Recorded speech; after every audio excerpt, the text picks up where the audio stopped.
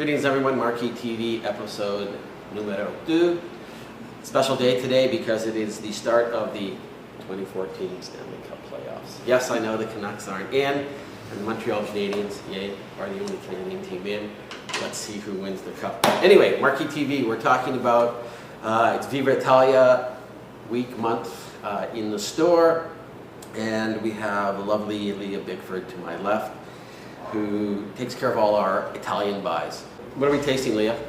We're tasting the 2007 Rosso di Montalcino from Poggio di Sotto and the 2009 Barolo Cannubio from Francesco Rinaldi. So, and we have both wines in the wine machine? We do. Right here? Indeed. So you can taste 16 wines in our buy the glass machine, so you can come in and taste these wines at any time. So the first one in our glass is the Rosso di Montalcino. So you went there, when did you go there? 2012. Well, this is pretty good. Very briary, that rose petal, pencil shaving, cedar kind of notes to it. Almost Pinot-like in a sense. It's very perfumed, very elegant. Really perfumed. As my dad used to bring back from Cyprus when he was there, bottles of rose water, which would, spray around the house. Nice. At New Year's for good luck, because that's what you do at New Year's time when you're a little overly religious. I like it. Yeah. So the interesting thing is, I think if you got this blind, you might think it was a Brunello, and they actually, after harvest, they vinify all of their lots separately, and they let everything aged as if it were going to be Barolo for 2 years. Brunello for 2 years. And so this is a very top quality Rosso in that sense, because after 2 years they decide which will be the Rosso and which will be the Brunello, and the Brunello goes on to have further maturation. But it's a very famous estate. The visit that we had there was face melting because the wines were just so damn good. And there are quite a few famous enology consultants who've worked with the estate over the years and have contributed to its iconic and cult status sort of internationally. Not as much in North America, but more if you talk to people in Europe, they know, the inside circle of wine peeps know that this is the real deal. This is Sangiovese as it was meant to be. Pure, 100%, light, fresh, elegant. Age-worthy. Age-worthy. Not blocked like Cabernet. Exactly. Or with Syrah in it. Not over-extracted. 07 warm vintage, so really drinking well now and approachable. Cool. I like the wine. And what it has is this, you taste it and you get that, dancing acidity on the back, in the middle of your tongue. And all of a sudden, it's almost like a balloon of fruit hits you in the back and it just explodes at the back of your mouth. It kind of sneaks up to you, and it has I'm still tasting it 30 seconds later. It's a pretty cool wine. Very delicious. $73. So a bargain at twice the price. Well, that's not really.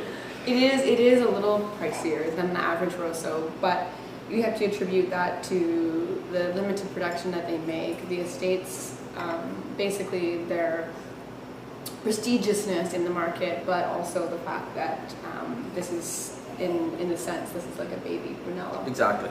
So what are we tasting next? Next, we're going to taste the 09 Barolo from Cannubio. Rinaldi Barolo Cannubio, right? Francesco Rinaldi. So this estate is interesting. There's two Rinaldi families in Barolo. You have Giuseppe Rinaldi and you have the Francesco Rinaldi family, and they both are in the commune of Barolo making wine and considered one of the oldest families in Barolo to start bottling wine. I've visited both estates and they're both in the traditional realm as far as their production.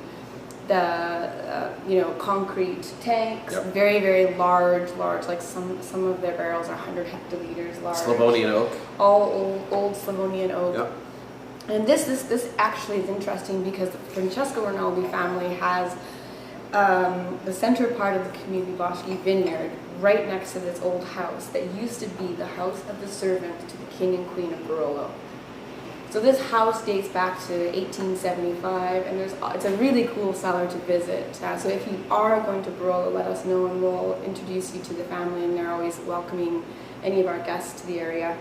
Friends of Marquis are friends of theirs, right? Exactly. So you get these, because of the fact that they're aging in large old casks, the wines end up being quite light.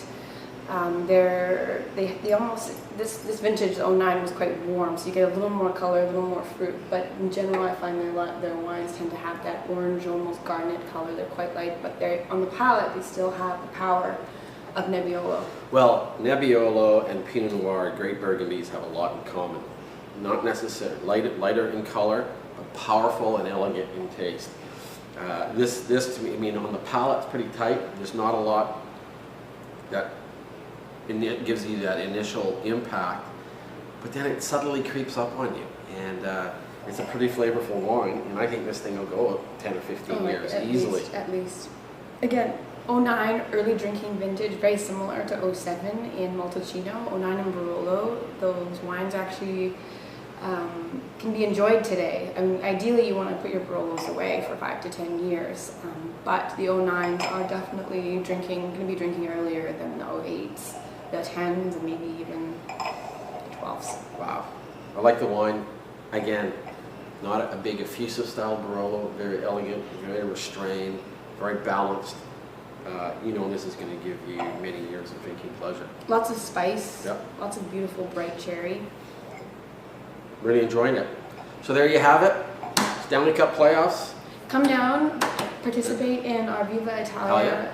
We're having a contest for 2 weeks, and on May the 2nd, Friday, May the 2nd, we will be drawing the winner. So the contest is if you purchase any Italian wines during that time, we will enter you into a contest to win 2 tickets to our dinner featuring Piemonte wines. So May 4th 2 tickets at Cibo Trattoria. Cibo Trattoria, that's a Sunday. So buy a bottle of Italian wine, doesn't have to be $17, $10. Plate of pasta. And go Habs. At Stanley Cup playoffs. Cheers. Bye.